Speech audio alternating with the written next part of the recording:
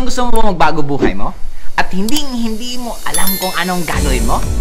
Eto, panoorin mo to. Paano nga ba kung ang tinatamasa mong yaman o asenso ay bigla na lang mawala ng isang iglap? Dati kang mayaman, bigla kang humirap. Dating swerte pero minalas. Ito ang naranasan ng isang taga-Daraga Albay.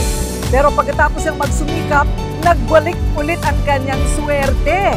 Patutunayan niya ngayon sa inyo sa kanyang true to life story na bilog ang mundo. Ang 38-year-old multi-millionaire at millionaire maker ng Albay.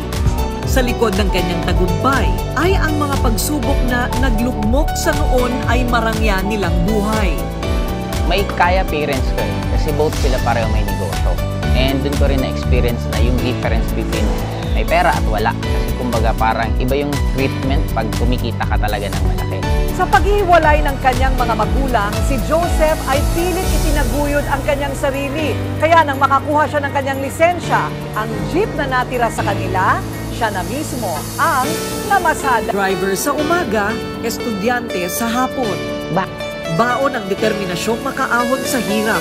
Ang dating mayaman na naghirap ay mukhang muling yayaman. Sa pagbalik niya sa Albay, unang bagay na ginawa ni Joseph ay bawiin sa bangko ang ancestral house na muntik nang marimata. Hi, alam mo ba na ito talaga yung original na bahay natin? Kaya nung simula nung natubos namin ito, dun ko na siya pinaganda ng pinaganda. At ito yung sa mga ilan na ipundar ko. Ito yung first car ko at ito naman ang isa. Pero ang pinakamaganda dyan, yung nasa Manila po, Ma'am Corina. At kung dati pampasaherong jeep ang kanyang minamaneho, aba ngayon, 5 na ang kanyang sasakyan kasamang isang sports car na nagkakahalaga lang naman ng 5 milyong piso. At ito naman ang saksi kung gaano ako kasipag kasi ito yung kasama ko palagi sa out of town ko.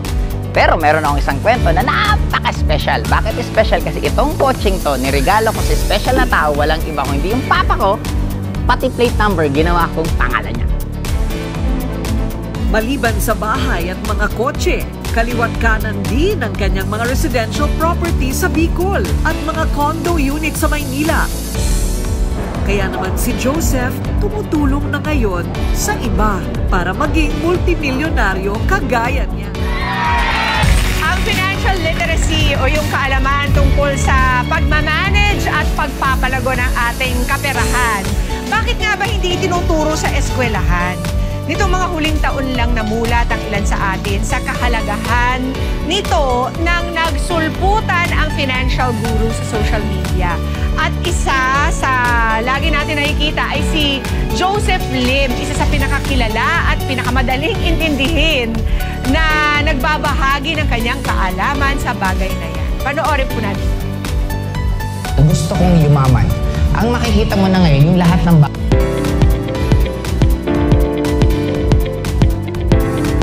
na magpapayaman sa'yo. Si Joseph Lim ay isang inspirational and motivational speaker na sinusundan ng maraming Pinoy sa social media. Ang mga ibinabahagi niyang tips, praktikal at madaling maintindihan. Wala naman pong yumayaman sa naging pero hindi po siya Lim. Dahil kay Joseph, mas natututo ang mga ordinaryong tao sa tila komplikadong konsepto ng pera na dati kakaunti lang ang may alam. Siya ring dahilan kung bakit marami ang tila hindi na makawala sa problema ng kawalan o kakulangan ng pera. Para kay Joseph, hindi lang sapat ngunit sobra-sobra ang kayamanan sa mundo. Kaya hindi imposibleng maging financially free ang mga Pinoy. Sa totoo lang naman talaga, madaling yumaman, madaling makuha ang mga gusto natin sa buhay, at ang pinaka-importante, napakaganda ng mundo natin. Please welcome to Kada Umaga, Mr. Joseph Lim. Hi, Joseph. Good morning. Hello po. Good morning. Okay, let's go straight to the point, Joseph. Bakit ka? First of all, ano ba itong financial freedom?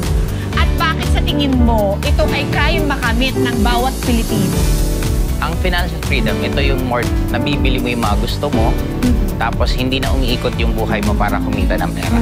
Okay. Kasi katulad ng mga kapatid natin Filipino na OFW, marami silang kinikitang pera, but sad part is pag uwi nila ng Pilipinas, after a few months, ubos din ulit. Kasi nga nauubos kung saan-saan. Kaya dapat ma-educate tayo na we could still earn even hindi na tayo masyadong nag-e-effort. Okay. Hi guys! Yes, my name is Joseph Lim. Ako po yung nakita niyo po sa rated ako nila. And yes, si Ninya po para po magkaroon po